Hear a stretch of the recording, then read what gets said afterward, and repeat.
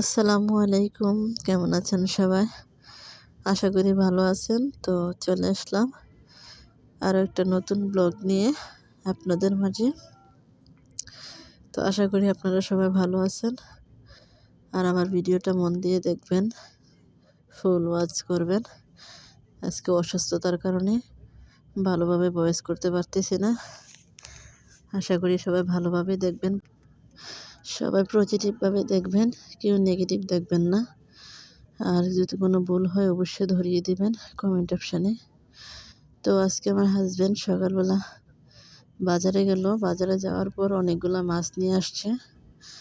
আমার এই ছোট মাছ অনেক পছন্দ, যদিও কাটতে একটু ঝামেলা হয়, তারপর আমার কাছে অনেক ভালো লাগে।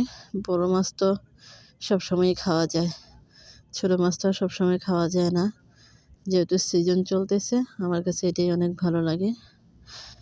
তো আজকে মূলত তেমন কোনো ভিডিও নেই। আজকে আমাদের কাজ হচ্ছে টমেটো গাছের মাচা দেওয়া। তো ফাঁকে ফাঁকে আপনাদেরকেও অন্য কিছু দেখানোর চেষ্টা করব। তো আমাদের এই গাছগুলা অনেক বড় হয়ে গেছে মাশাআল্লাহ, অনেক ফুল আসছে, মাঝে মাঝে সবজিও দেখা যাচ্ছে টমেটোর। আর এই পাশে যে লাল শাক ফেলি নাই, লাল শাকের গাছ থেকে উঠছে এগুলা নিজে নিজে। তো আমি আর ফেলি নাই, এগুলা রেখে দিয়েছি, বড় হলে খাওয়া যাবে। এই যে আমাদের টমেটো গাছের মাচা, আজকে ফুল কভার করতে পারিনি। আজকে সারাদিন অনেক পরিশ্রম করা হয়েছে। এইখানের কাজগুলো কমপ্লিট করার পর আমার হাঁস মুরগির ঘর পরিষ্কার করা হবে। তো সেই জন্য হালকাভাবে আপনাদেরকে এই যে দেখাচ্ছি। আপনাদের সাথে শেয়ার করছিলাম যখন এটা লাগানো হয়েছিল, মাশাআল্লাহ অল্প কয়েকদিনে এগুলো অনেক বড় হয়ে গেছে। তো ফাঁকে একটা বেগুন গাছ আছে, হ্যাঁ খুব বেশি না, অল্প বেগুন আসছে, তারপরে দেখিয়ে দিলাম, খুবই ছোট ছোট। সবাই দোয়া করবেন যাতে আমার সবজি বাগানটা খুব ভালোভাবে হয়। তো ভয়েসও ওইভাবে কভার করতে পারতেছি না, তো ভুল ত্রুটি অবশ্যই হচ্ছে, সেটা বুঝতে পারতেছি। এই মরিচের চারাটা হচ্ছে অনেক সুন্দর একটা মরিচ গাছ। এটাতে অনেক রকমের মরিচ আসে, এই যে সাদা, তারপর লাল, বেগুনি কালার, অনেক রকমের মরিচ আসে, খুব ভালো লাগে মরিচগুলা। তো পাশে একটা বেগুন গাছে দেখলাম যে বেগুন আসছে, এটা আমরা তাল বেগুন বলি। আর এদিকে আমার হাঁসগুলা চেঁচামেচি শুরু করে দিয়েছে ওদেরকে খাবার দেওয়ার জন্য। তো ওই যে ওরা শুধু ঝগড়া করে একজনের সাথে আরেকজন, যদি সাউন্ড থাকতো বুঝতে পারতেন যে কী পরিমাণে ঝগড়া করতেছে। তো এটা হচ্ছে আমার সাজনা গাছ। তো ভাবতেছি একদিন সাজনা পাতার রেসিপি আপনাদের সাথে শেয়ার করব। আমি এভাবে সাজনা পাতার রেসিপি জানি না, কেউ যদি জানেন কমেন্ট অপশানে জানাবেন। আর এগুলা কী গাছ আমি জানি না, এগুলা অনেক সুন্দর লাগতেছিল, তাই একটু ক্যামেরা করে নিলাম, অনেক ভালো লাগতেছে এগুলা।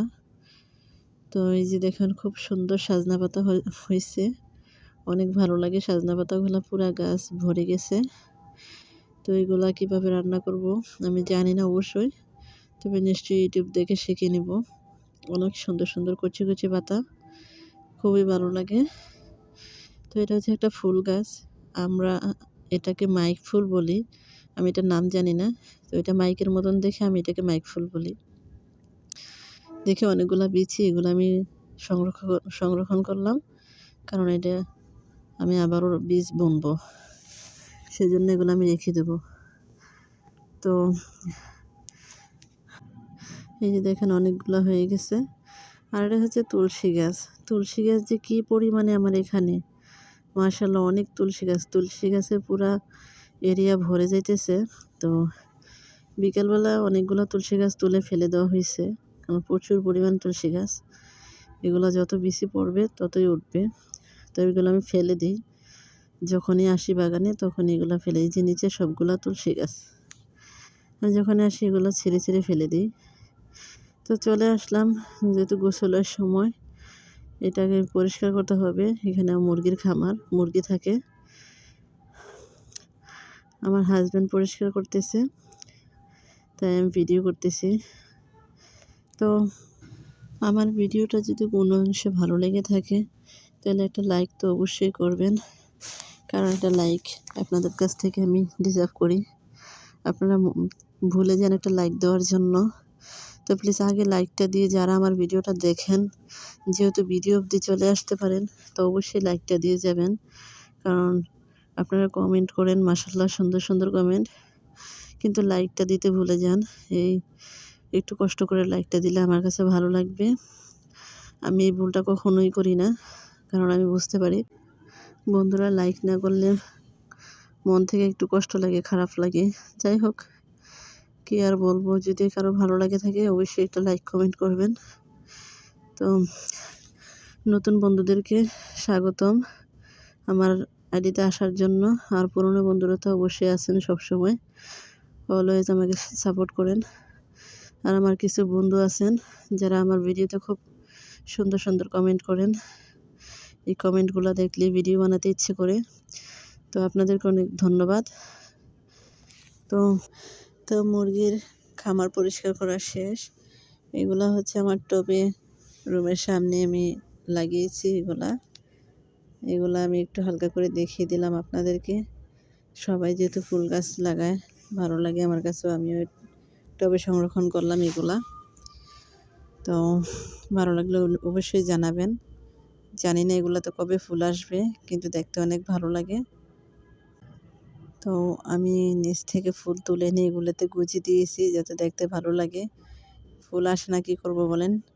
তো দেখলাম যে বিকালবেলা আকাশটা অনেক সুন্দর লাগতেছে, তো সেই জন্য একটু ভিডিও করে নিলাম। অনেক সুন্দর লাগতেছে আকাশটা আজকে।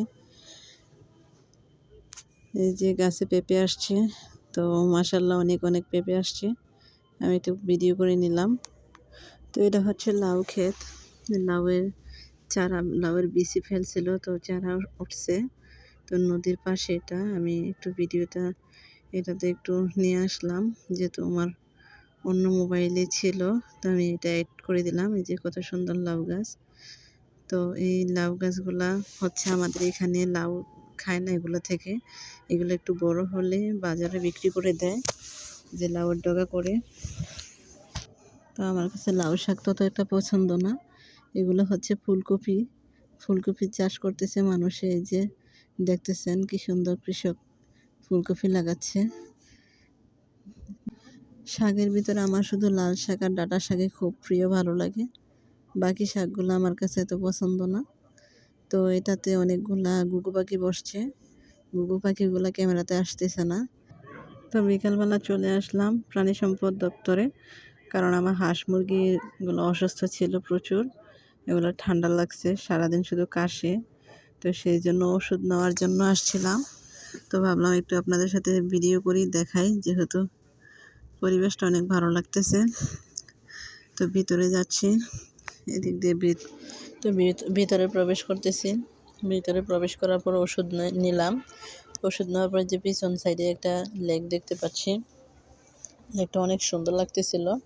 তো হালকা করে একটি ভিডিও করলাম, যেহেতু সময় ছিল না। আসরের আজান চলে আসছে, কারণ আমার হাজব্যান্ড নামাজ পড়বে। তো নামাজ পড়ার জন্য মসজিদে চলে গেছে, কিন্তু মসজিদটা এতটাই সুন্দর লাগছে আমার কাছে, তো আমি একটু ভিডিও করলাম। মসজিদের আশেপাশে আমি অনেকটা জায়গা দেখলাম, এত সুন্দর ভিউ, এত ভালো লাগছে, একটা ভালো লাগার জায়গা, জাস্ট বলার মতো না।